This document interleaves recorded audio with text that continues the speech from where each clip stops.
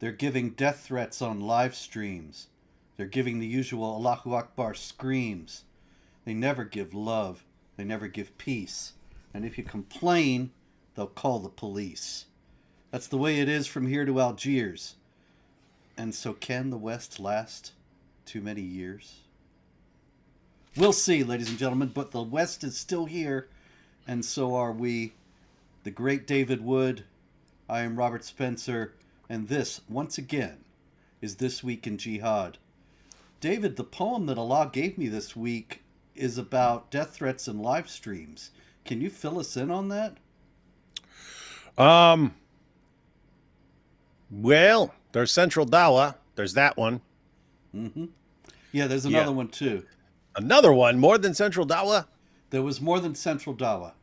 Oh, wow. I don't even know. So Central Dawa, he was hurling insults the entire time. And then he said that AP, since he's an apostate, deserves to be executed. And AP responded by making an L for loss or loser out of the Quran. And then Central Dawa had a complete meltdown, promised to, he was clearly promising to murder him. But then when AP was like, hey, clarify what you mean. Clarify what you mean. He's like, oh, yeah, I'm going to take you out for coffee. Take you out for coffee. That's right. And so Didn't he say your blood is halal? Yeah, he said your blood is halal. When James mentioned DebateCon 5, Central Dawa goes like this. And yep. That's all been handed over to the FBI, though. So, yeah, well, we'll see. I hope the FBI doesn't just give Central Dawa an award, but you never know. In any case, has anybody agreed to debate AP at DebateCon? Not as I haven't checked today, but I basically given up. James keeps asking people, but you got 2 billion Muslims in the world, and you can't find one to actually defend Muhammad in a public debate. And that really tells you something about how confident they are in their prophet and their ability to defend him on stage, when not one of them, any background is willing to get up and say, here's why Muhammad. And isn't that amazing? And it's like, we're supposed to be dead if we don't accept this guy. We're supposed to die and be subjugated if we do not accept this guy. And we say, okay, well, why don't you get on stage and explain the evidence for why we should believe in this guy? No evidence. No evidence. We're not giving you no evidence. No. You just believe it. But wait a minute. There's all these problems and we don't see any evidence. No evidence. No evidence. Just believe. Just mindlessly believe. Pretty creepy stuff when someone says, believe in this guy that I can't offer you a single piece of evidence to say that he's an actual prophet, but believe in him anyway, because I'll kill you if you don't. Yep. And this is more common than people think. And so I think it needs dwelling on a little bit.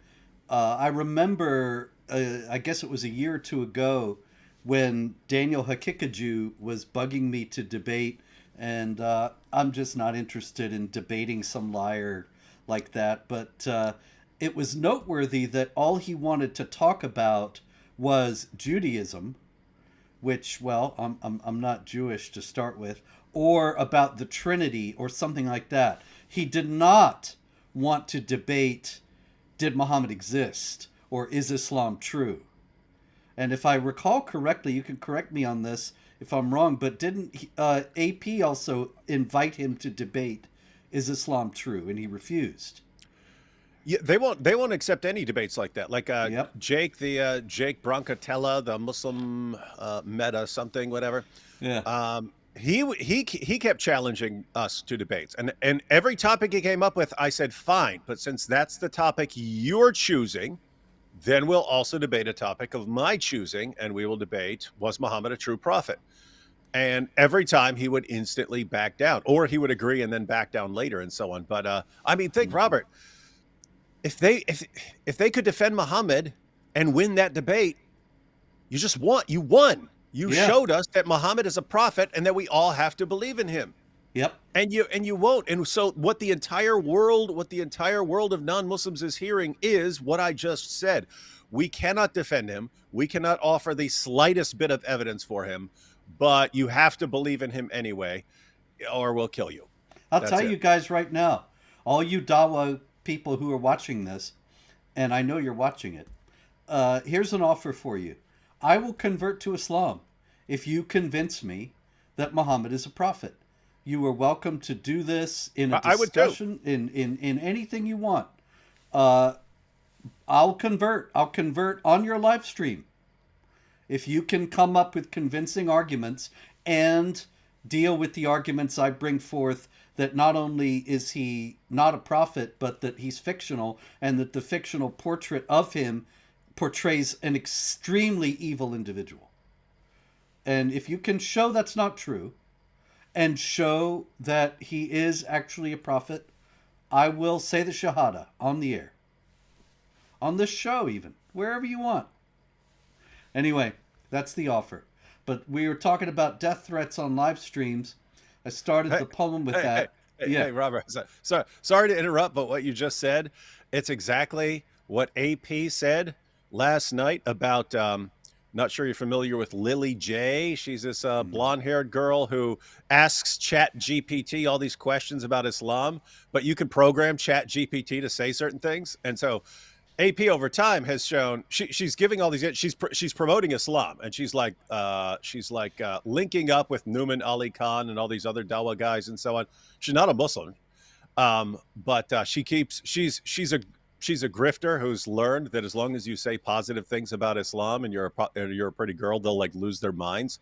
And so anyway, she's asking Chat GPT these questions, and we're like, that's not what Chat GPT would say. Chat GPT, you can specify. You can say, give the answers that a Muslim Dawa guy would give, and then it'll give you the answer. So we're actually repeating the experiment and stuff like that, and it's not giving the answers that she's giving in her videos.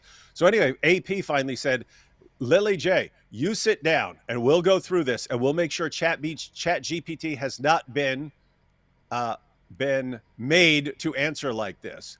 And if it gives the answers you're saying, I will, and he goes down the list. He will delete his channel. He'll delete all his criticisms of Islam. He'll convert to Islam, all this stuff.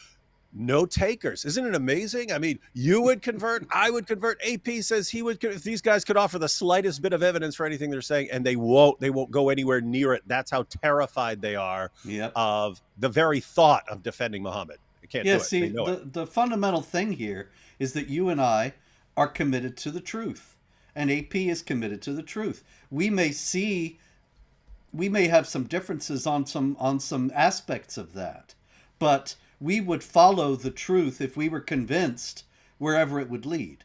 And so if they can convince us that Islam is true, we'd go and convert.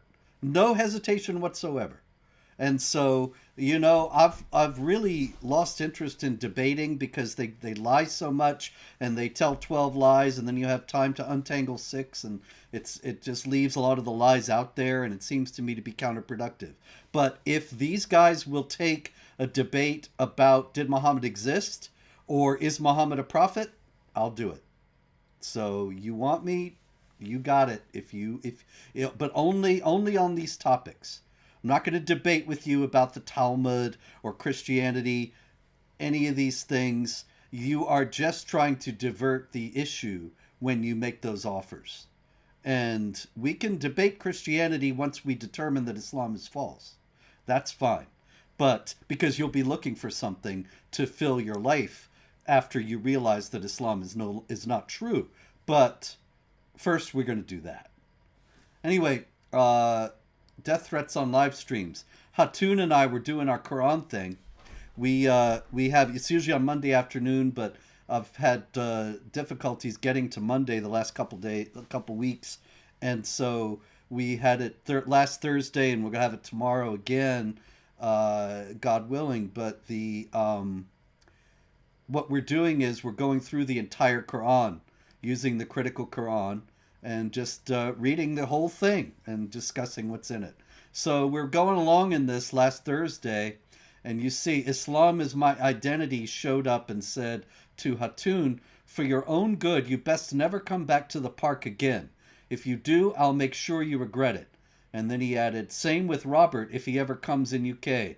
And then he had a little knife and blood drop at the end of his message. And so we talked to him a little bit about how somebody could believe that the creator of the universe would want him to commit murder in order to defend him, and how that was in itself the deformation of his soul, and the alliance of his soul with evil was evidence in itself that he's on the wrong track. And anyway, there's It's also funny that he has to challenge you to come to a place when you're banned from the entire country he because probably you knew. because the country bends over backwards to shield these guys from criticism. Isn't that amazing? Like you got these they're so fragile. These guys are so fragile. Their feelings are so fragile and so on about their fake prophet that if anyone has ever criticized their fake prophet at any point, they say, "Nope, you can't even come into this country," and they banned you. And then, yes, let's see you come to Speaker's Corner. He's not allowed in the country, you dope. And that's because they think that it's so terrible that I said that Islam has doctrines of violence. So this Mm-hmm. guy shows how wrong I am by saying that he will kill Hatun and me if we show up at Speaker's Corner.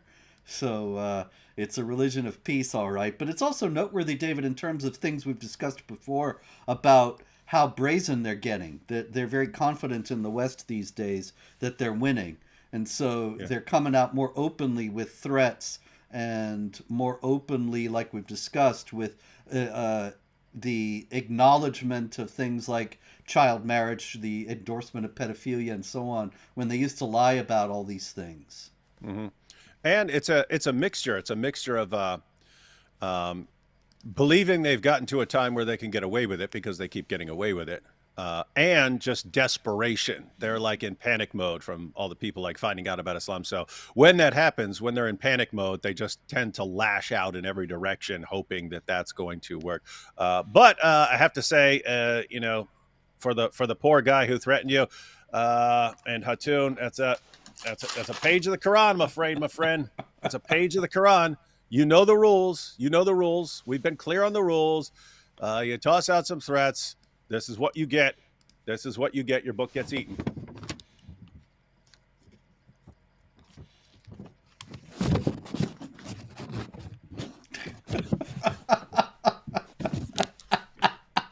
The sound effects are terrific here. Oh, When very the good. You can page continue. is on the You can continue. microphone. You can continue with this week in Jihad. We all know what this is about. Right. All right. Meanwhile, in the same peaceful Britain where they ban people for criticizing Islam, we had a group of young men, David, in a town called Pudsey, which is not a good name for a town. And Pudsey was the site of this group of young men. It's tough to. I'm trying to talk to you seriously here, and you're eating the Quran. You know, I'm completely serious. yes, you are indeed the goat in every sense. Anyway, group of young men in Pudsey, they found out that the guy had criticized Islam. And so, shouting Allahu Akbar, they threw rocks through the windows of his house. They damaged his van. They caused $3,000 worth of damage to his house and van because he criticized Islam. And they were screaming Allahu Akbar all the while. So it's a good thing that the British government is so intent on protecting the Islam from criticism. I'm really glad you didn't actually swallow that, because I'm not sure it would be good for you. After all, the Quran, it's interesting. I actually just saw recently that somebody is marketing that to Muslims. That you can actually get. Eat it. Yeah, you dissolve Yeah. the Quran and you dissolve the Quran pages in your drink, and then you could drink the Quran. I said that. I was like, hey, don't complain about me eating it if you guys are going to drink it. Exactly. Maybe drinking it is halal, but eating it is haram. I don't know why that would be. All right, we got an interesting story out of Pakistan, David.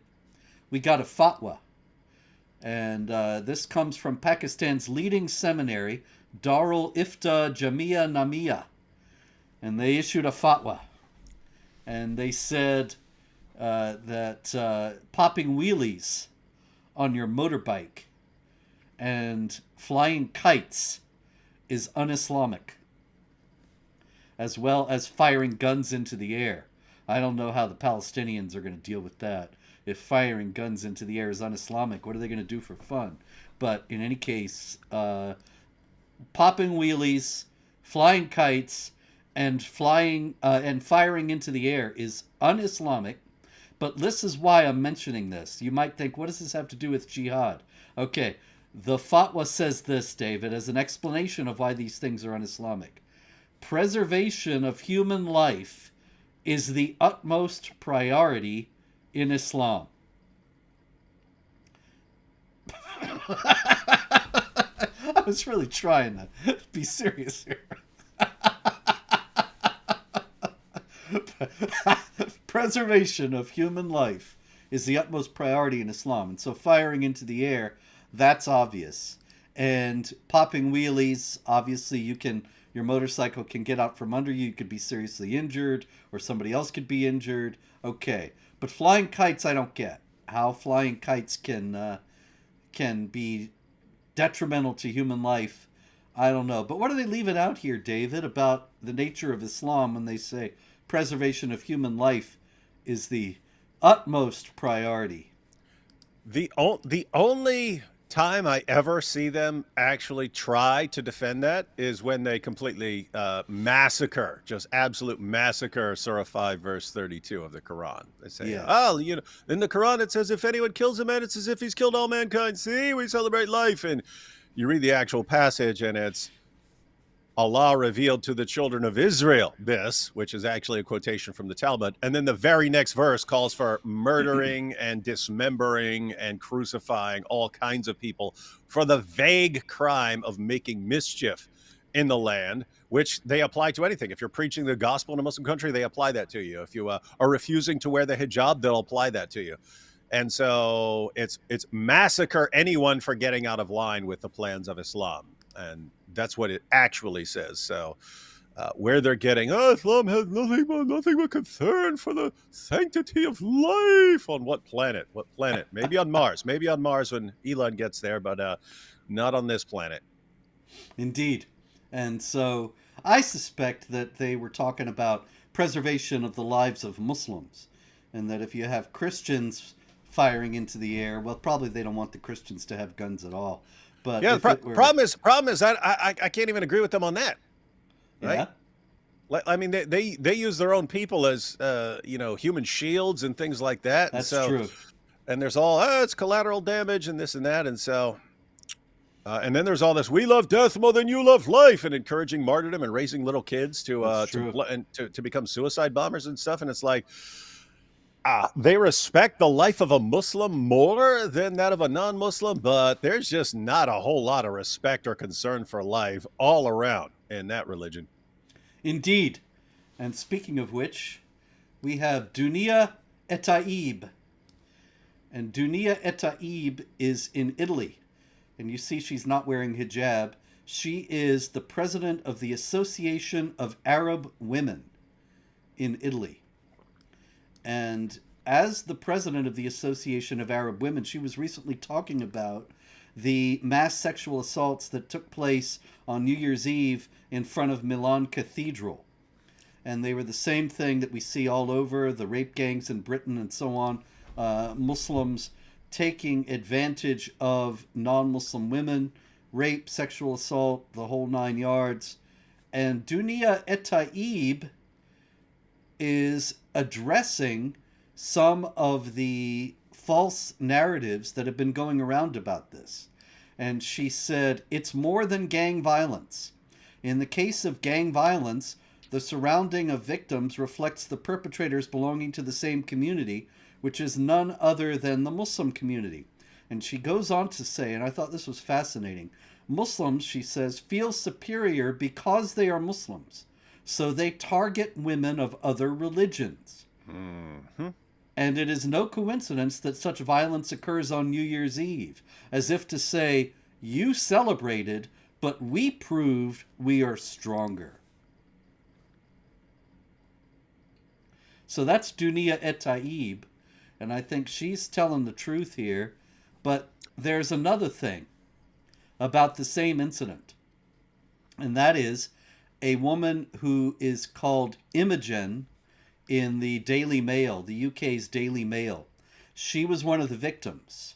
And that's not her real name, but she's a 19-year-old woman from Britain. And she was on vacation in Milan. She was there in front of the cathedral for the New Year's Eve celebrations. And she was one of the ones who was sexually assaulted. And the Daily Mail had a lavish article about her a few days ago. And it says that what she is really upset about is that some people are saying that this has to do with Islam. And she says this: I think it is disgusting that people would use our traumatic story to push a political agenda. And I want people to understand that many of the descriptions I have read are wholly untrue.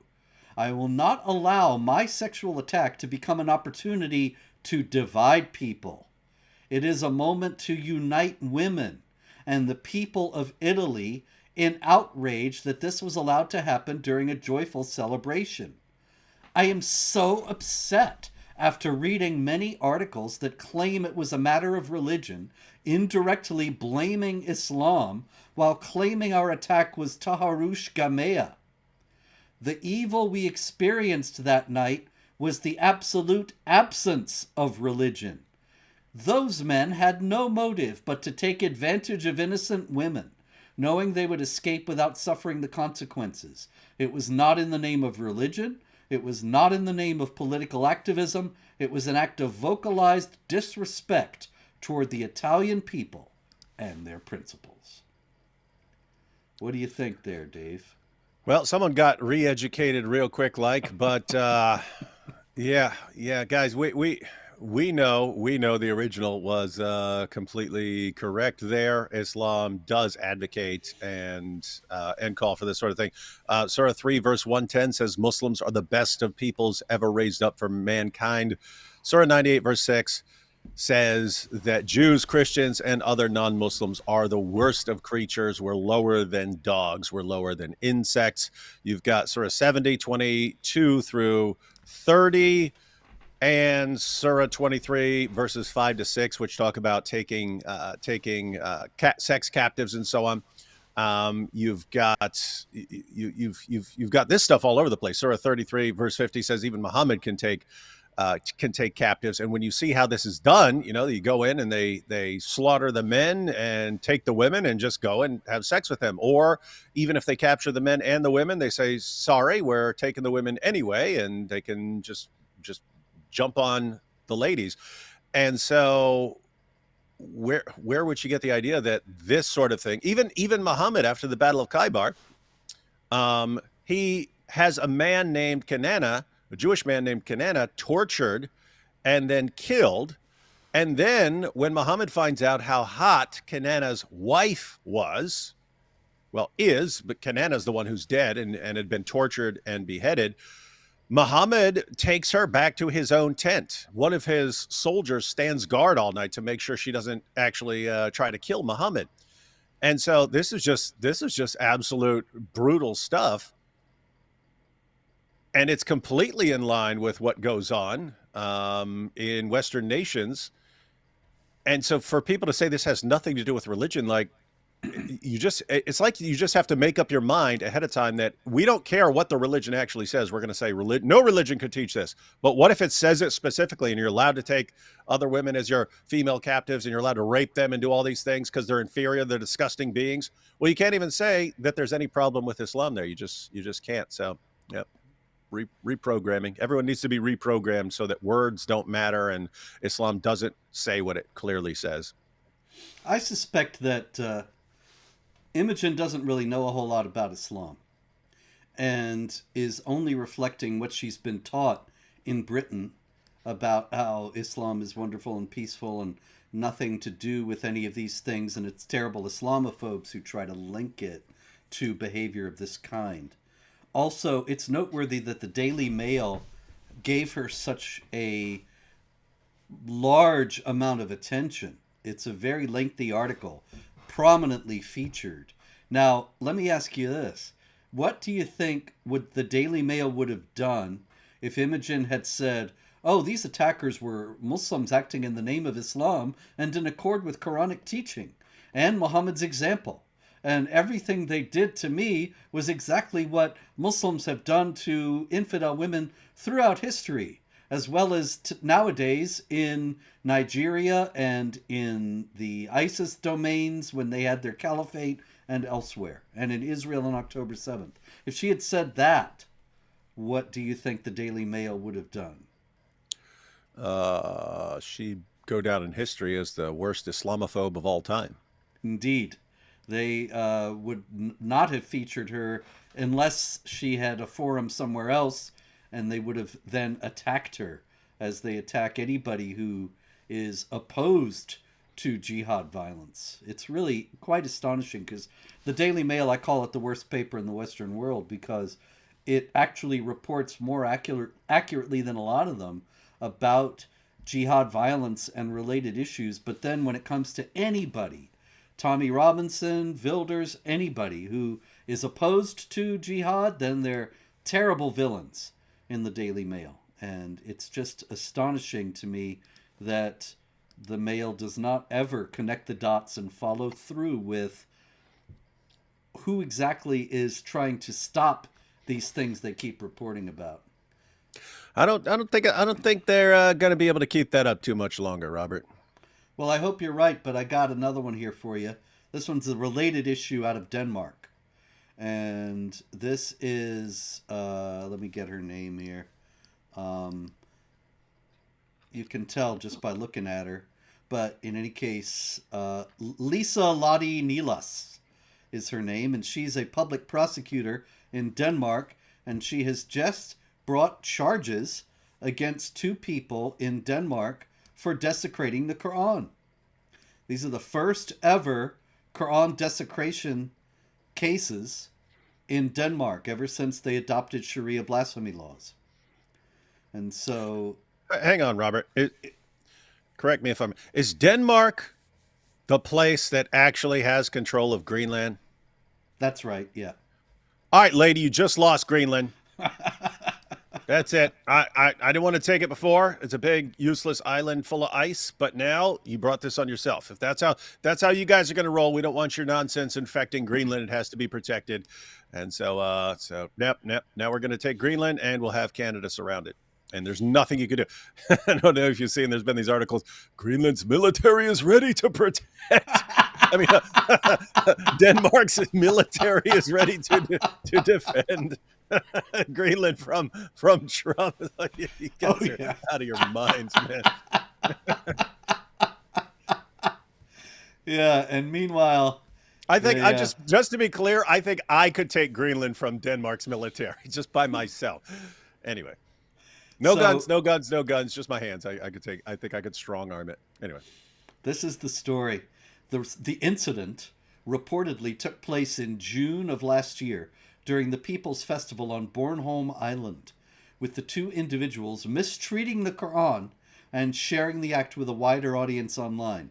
According to the prosecutor's office, that's Lisa Lotte Nilas's office, the suspects mistreated the Quran in a tent. Wait, like this? Oh no, in a tent. Like that. In a tent. So it's not the same thing. In a tent. You got to be in a tent. I could make a tent. I can make a tent. Okay. Look at that. Look at that, Robert. Right. You got a little tent? Look. Okay. So they mistreated the Quran in a tent. The goat tent. And it was witnessed by several people. And broadcast on a live stream, just like we're doing now. So the Danes are going after those who desecrate the Quran. And that's going to solve everything. Am I right?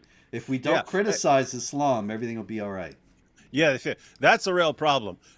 Criticizing Islam. If you just stick your head in the dirt and pretend none of it happens, then you'll be safe. In reality, everyone, you're handing off a worse situation and letting your children and your grandchildren deal with it because you're too cowardly to actually deal with it and give them a better world. You want to say, no, no, no, let's have a life of ease right now by pretending, and then we'll let the next generation and the generation after that be subjugated and raped. With that said, not happening on our watch. You don't like it? Come get us, Denmark. Meanwhile, we got another bright light over in Sweden.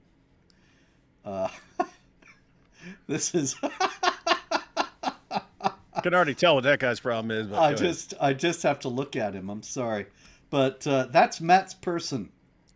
I'm sure it's Mats Persson, but he's the integration minister in Sweden, and he's got a big idea, David, about rape in Sweden and the fact that the Muslim migrants are responsible for the overwhelming majority of rapes in Sweden. All we have to do, says Mats Persson, is give them courses in liberal values and tell them that rape is wrong. That'll work because, when Muslims decide how they want to live their lives, they love listening to guys like that and not to their, sheikhs and imams and to the Quran and the Hadith. And, they just love it. Like, oh, look at this epic guy straight out of Revenge of the Nerds. Let's let him tell us how to live. If we know anything about Islam, Robert, it's that we know they love listening to the rules of Westerners and just going along with them without question. Yep. That's it. He says, we must be clear from day one that anyone who comes here needs to support our view on women's and homosexual rights. Now, that's perfectly reasonable. If they're going to bring people in, mm-hmm. They should share the values of the country. They should be willing to obey the laws. But does Mats Persson really think that they're going to throw away the Quran and say, yes, Mats, you're right, we're Swedes now? Yeah, and it is a situation where, because lots of times with these guys, I don't know if you see them, but they keep, there are people in the UK who keep going around like nabbing these guys, these Muslims who are trying to hook up with 12-year-old girls and stuff like this, and they basically set them up and then they snatch them and hold them from police. Over and over again, these guys say, we don't know this is wrong. No one told us that this is wrong. No one told us that it's wrong to have sex with a 12-year-old. So you're sitting there and saying, at the very least, could you not tell these guys? Does no one tell them when they get to the United Kingdom? Does no one bother to tell them you can't go and bang a 12-year-old? Does no one tell them that? And so it's like at least tell them. So, to this guy's credit, he's saying we should at least inform them, but it ain't gonna work. No, of course not. They have zero respect for the laws of the kuffar. So over in UK, of course, there has been quite a lot of controversy recently, as we discussed over the last few weeks, over the rape gangs, because Mr. Elon Musk brought attention to them. And so suddenly, we've been talking about this for 20 years, and now they suddenly get the idea, hey, wait a minute, you mean hundreds of thousands of British girls have been brutalized and victimized and their lives destroyed by these rape gangs? And so they're finally having a discussion about it. And so you can probably predict what's happening next. We have here, where is she? Zara Mohammed. There she is, the lovely Zara. And she, up until recently, was the head of the Muslim Council of Britain. You can see the MCB there with the stylized crescent for the C. And the Muslim Council of Britain and Zara Mohammed, they're very upset. And she says that Britain is suffering from a tidal wave of Islamophobia. She says it was the Southport riots for us that made it really quite alarming. It was so visceral. I guess she probably doesn't speak that way. We were watching on our screens, people breaking doors down, stopping cars, attacking taxi drivers, smashing windows, smashing mosques. Gee, I didn't hear about that. Did you hear about that, David? Mm-mm. The kind of evil we saw was really terrifying, and I felt like, am I even making a difference? Yeah, I think she's making plenty of difference. But anyway, she says there has been such a normalization of Islamophobic rhetoric without it being challenged or condemned. Does that sound like Britain to you? A You mean normalization of Islamophobic rhetoric? yeah, Robert, correct me if I'm wrong, but don't they lock people up for criticizing Islam over there? Yeah. It, Yeah, if you were to complain about this woman right now and say, "What is she on about?" Um, you're seriously complaining about us when the government spent decades covering up mass gang rapes because they didn't want to hurt the feelings of Muslims. That's how every journalist, every politician, they're all bending over backwards to support you as you vow to take over the country and to kill apostates, and as you guys defend and promote sex with children and so on. I well, like I don't know. It's and we know what this is. She just knows that is the best way to get what you want. But keep in mind, her sitting there complaining, "Oh, it's so bigoted, it's so racist, it's so Islamophobic here." That's exactly what allowed the grooming gangs to continue gang raping little girls for years, right? oh She's yeah. helping continue foster this atmosphere of everyone being terrified to speak against anything with Islam or anything having to do with Muslims. She's keeping this propped up. What actually happens when you get that? You can literally go around raping 12-year-old girls with impunity because people are so terrified, and she's keeping that going. So sorry, not interested in falling for this anymore, lady. But they're to her credit, there are plenty of people in Britain who still fall for that. So Oh, yeah. And regarding the normalization of Islamophobic rhetoric, let's remember there are people in prison now for chanting, how did you say it? Allah, Allah, who the F is Allah? Is uh-huh. that it? And they're in prison. So she's trying to say that Islamophobic rhetoric is normalized. Just the opposite. All right, over to Germany. There's always stupid infidel stories out of Germany. This is Mamadou Alpha Barry. That's his name, apparently. So he wants you to know he's not a beta, he's an alpha. Mamadou Alpha Barry. And Mamadou Alpha Barry, he was held up. He came to Germany from Guinea in 2016. And he was held up as an example of successful integration. He completed his training as a nursing assistant. He had no criminal record. He learned German, and he was a friendly neighbor. Last year, there was a lavish article published in a German publication about asylum seekers where he was praised for how skillfully, how fully, how wholeheartedly he had become German. Now he is in prison. As it turns out, he slit the throat of a local politician. And so Mamadou Alpha Barry turns out not to be as integrated as they thought. On the contrary, he seems to be very unintegrated.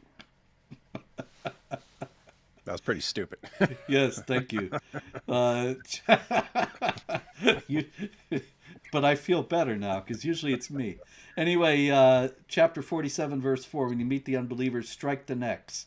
So, a local CDU, Christian Democratic Union politician in Belitz, he also attempted to murder a 54-year-old Ukrainian woman, choking and stabbing her before she managed to escape. And so, that's the story of Mamadou Alpha Barry. All right. What else we got here? Meanwhile, the Europeans are rising up, right? And they're tired of this. That's what we're hearing now and again. But it's not a universal thing, David. These are some Antifa people in Germany, where Antifa is quite popular. Remember, I spoke in Germany 10, 15 years ago a couple times, and Antifa was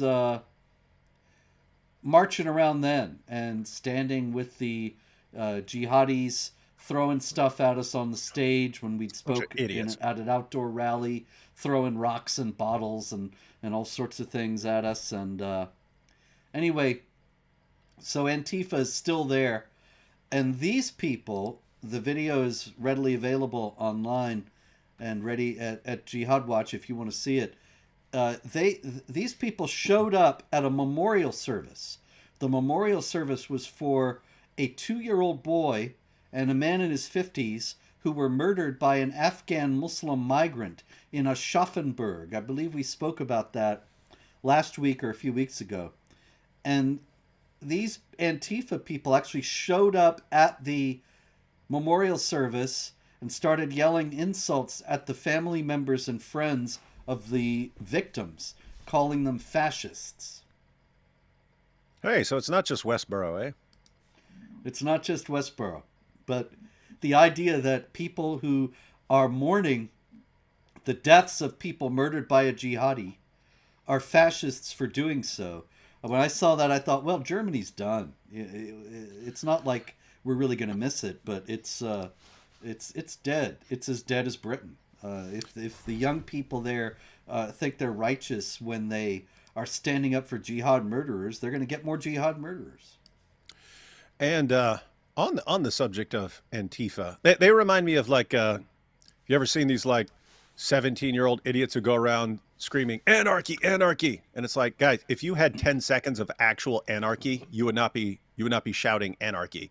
And you Antifa guys, if you got what you actually say you want, you would be begging to go back to the way things were. All these people, all these little idiot groups, they don't realize the only reason they're able to go around and function as these insane, idiotic groups is because there's a population and a set of laws that's defending idiots like them from just getting ripped apart by other people, right? I mean, if you showed up, if you came up and you showed up at someone's funeral and started screaming stuff, and there were no rules, things are going to go very freaking badly for you real quick. Like if there are no rules and there are not police officers who would protect you and your right to be a complete idiot.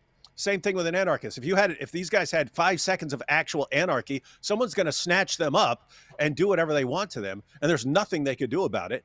And it's just amazing that they attack the very system and the very people who make it so that they can actually continue this stuff. They're attacking the foundations of what's keeping them from getting obliterated by people. They would get eaten alive. They do not, trust me, they do not want a state of nature or anything remotely resembling what they say. Indeed. All right. Or communism in the case of Antifa. Indeed. That's right. And they'll get it. But in any case, let's look into, while time is still with us, the jihad violence that's been going on and some that's been threatened. Nigeria, which of course is always a hotbed of jihad activity. We had Islamic State, West Africa province, ISIS jihadis carry out a suicide attack at a military. Let's see. Yeah, this was actually troops were advancing to fight against the Islamic State, West Africa province, and they exploded an explosives-laden vehicle and killed 27 of the soldiers, raising once again the question, how is it that the ISIS people are always stronger than the forces of the national governments and always better equipped, more determined, and always getting the better of them all over Africa? Yeah, where are they getting all this stuff from? Where indeed. It's almost like they have massive financial support from Muslims around the world who agree with them and want them to continue doing this, and that it's therefore not this tiny, insignificant minority of extremists that President Obama said it was. Precisely. And so in another place in Nigeria, in Borno State, 20 fishermen were murdered by the Boko Haram jihadis. And Modu Ari of the Civilian Joint Task Force, he said, the rebels, that is the jihadis, stormed the fishing community in Gadangari on Wednesday and opened fire on fishermen working in the area, killing at least 20. So these guys are just going about their business, trying to make a living, catch some fish, and they end up being murdered by Boko Haram trying to sow terror in the hearts of the infidels. Meanwhile, in Austria, David, it's coming up to the season of traditional Viennese balls. Everybody gets. Come on. There are What's no that? balls in Austria. Yeah, There are no more balls in Austria. yeah. Uh, Austria no longer has balls, Robert. Come on. it's at the end of February. I'm sorry, from now until the end of February, in Vienna. They get all dressed up and they go and do the courtly 18th century dancing and play Strauss waltzes and so on. And it's a beautiful thing, David. It's a genteel exponent of European civilization.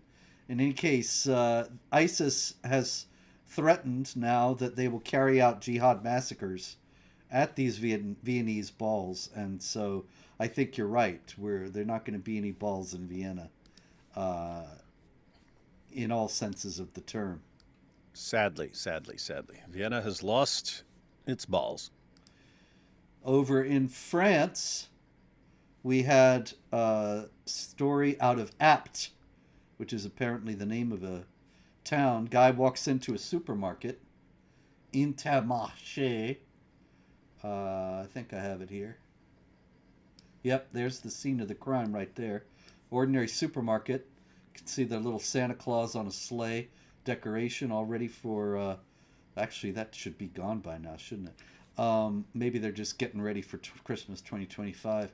In any case, guy enters the store. He's got a kitchen knife.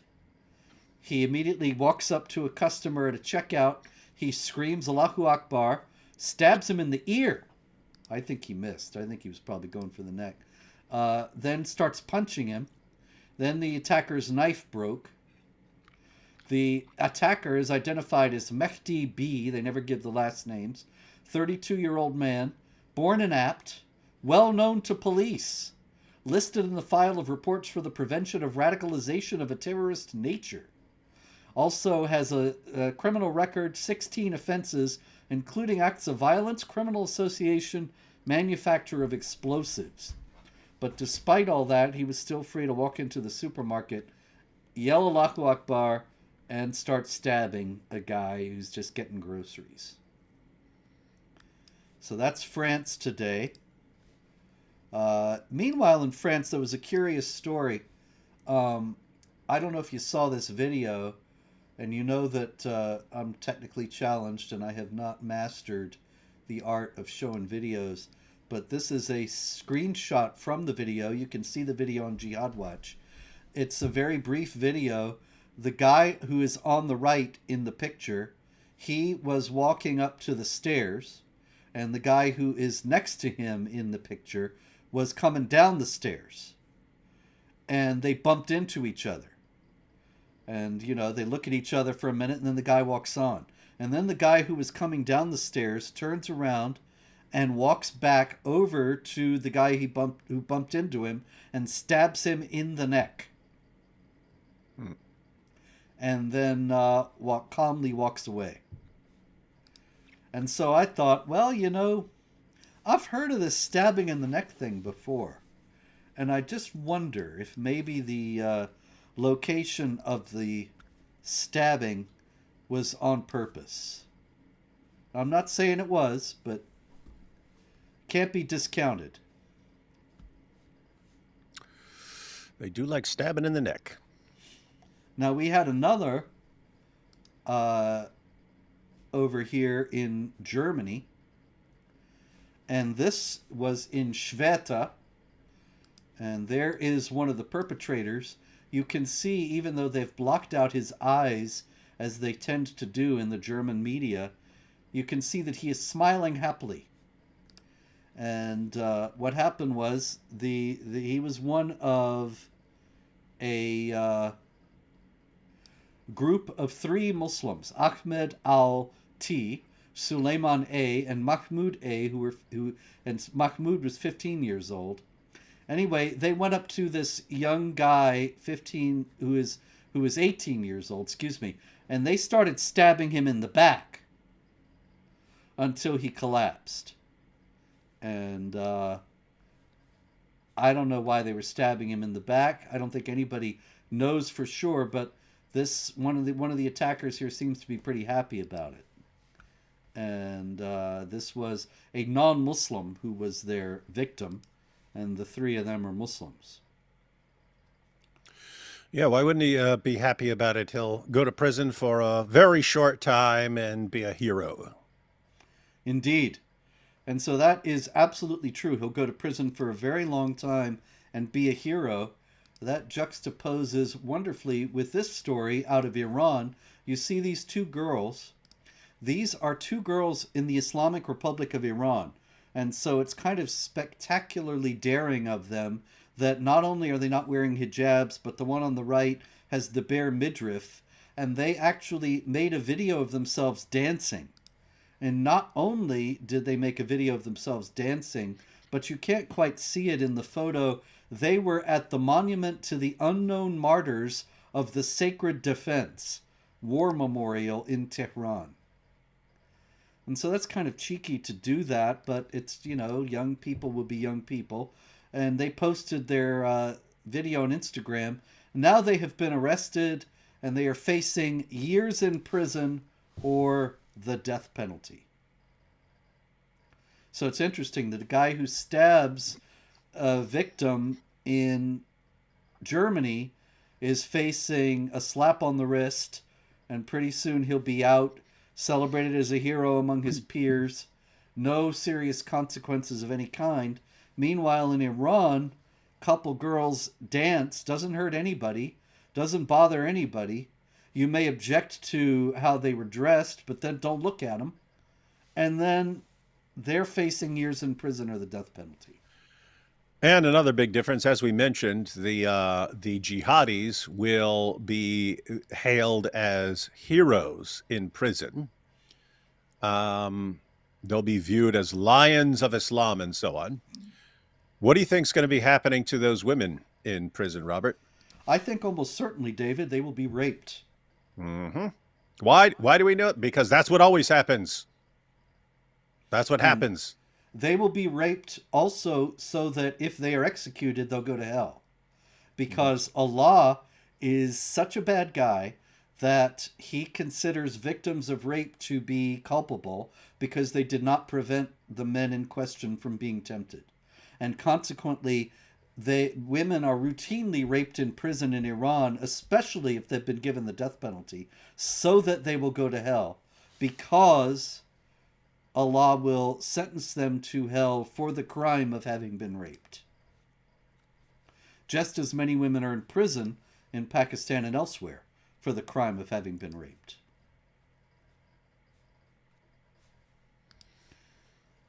All right. There was something else here I wanted to get to. Hang on.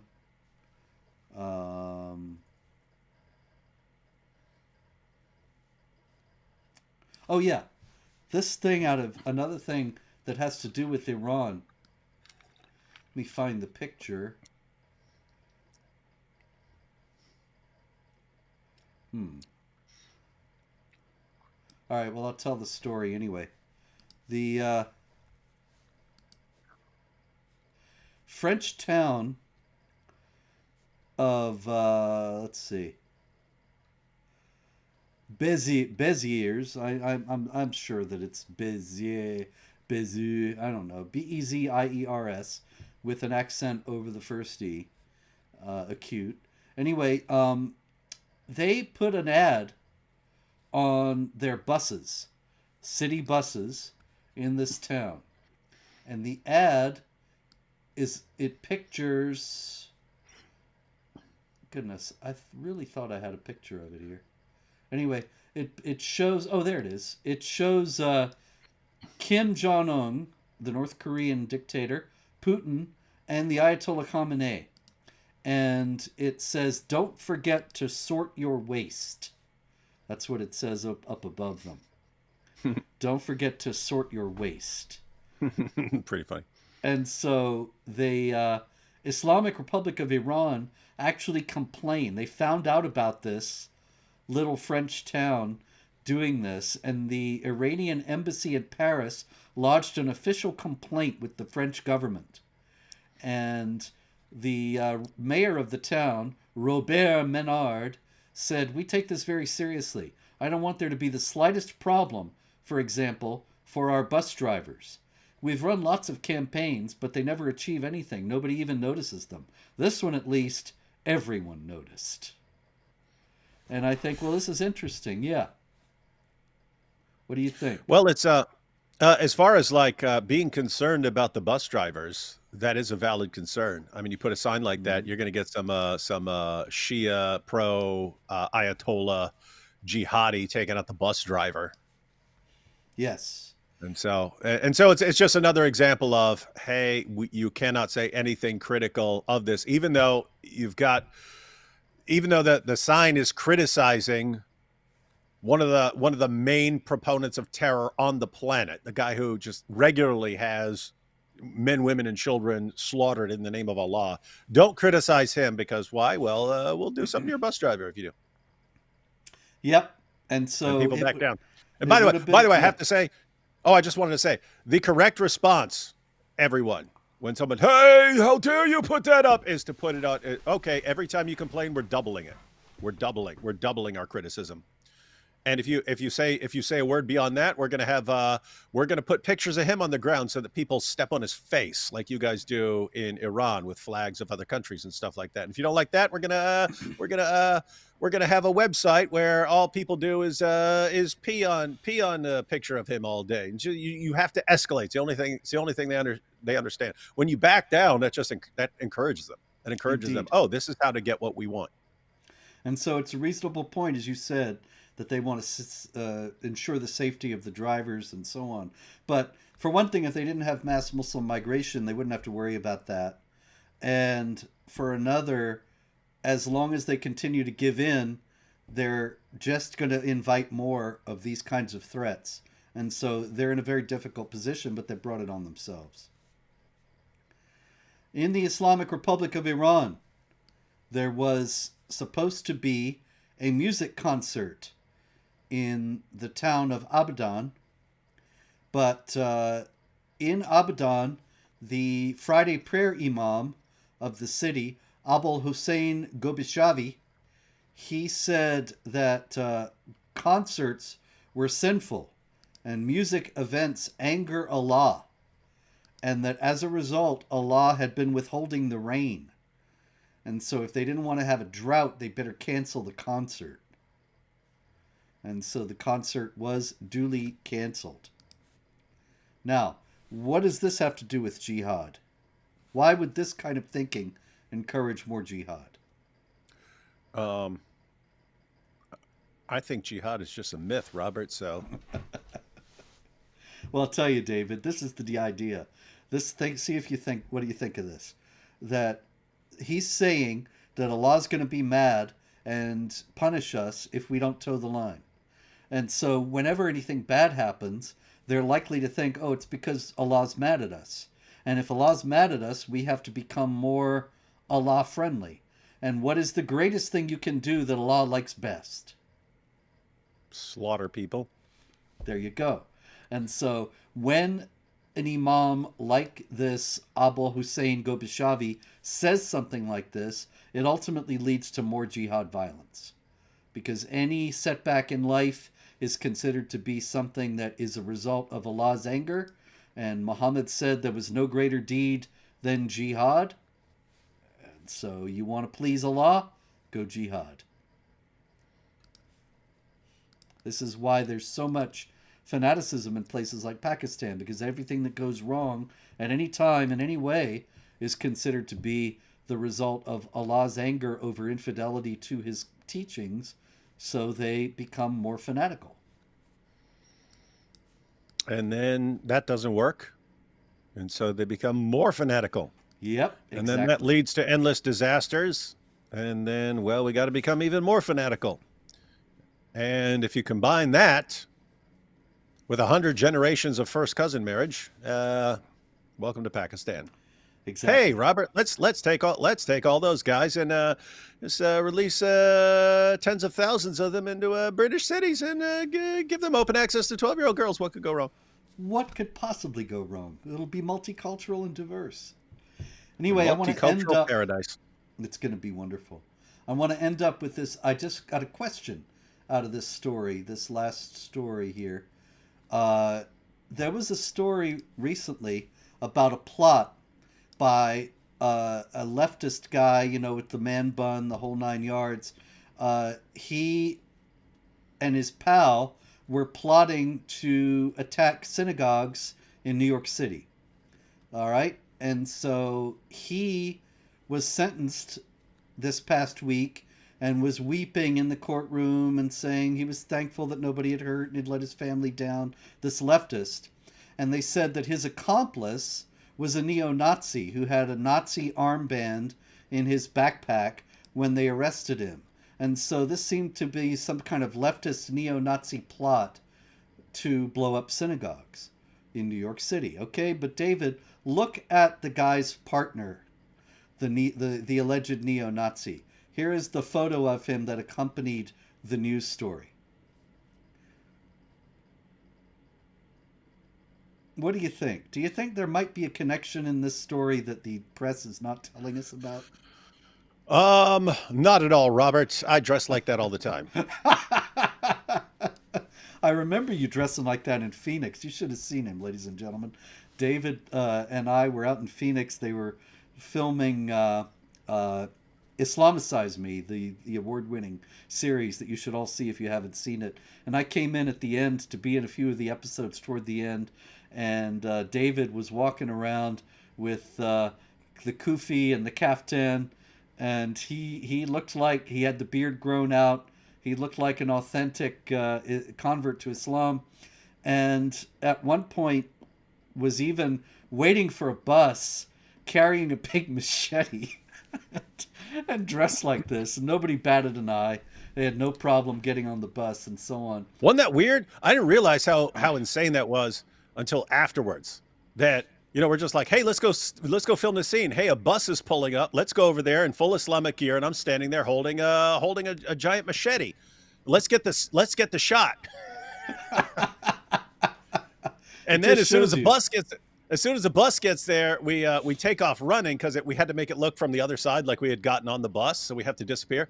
So the bus shows up, we bolt running and stuff like that, and then people start jumping off the bus, right? They think we're jihadis and stuff. And it didn't occur till afterwards, like, man, we could have messed around and gotten some trouble over this, or gotten shot or something like that. And anyway, wild stuff. Not in Phoenix. Anyway, I don't know about this guy. That's Christopher Brown. I don't know his story. It wasn't reported, but he sure looks like a convert to Islam to me. And, well, in any case, this is just an example of the kinds of loose ends and open questions that the establishment media always leaves us with. And we're going to leave you with that right now. And maybe there'll be more jihad next week. Maybe they'll just give it up and decide that it's a religion of peace. But if there's jihad, we'll be on it. And until then, pray, hope, and don't worry.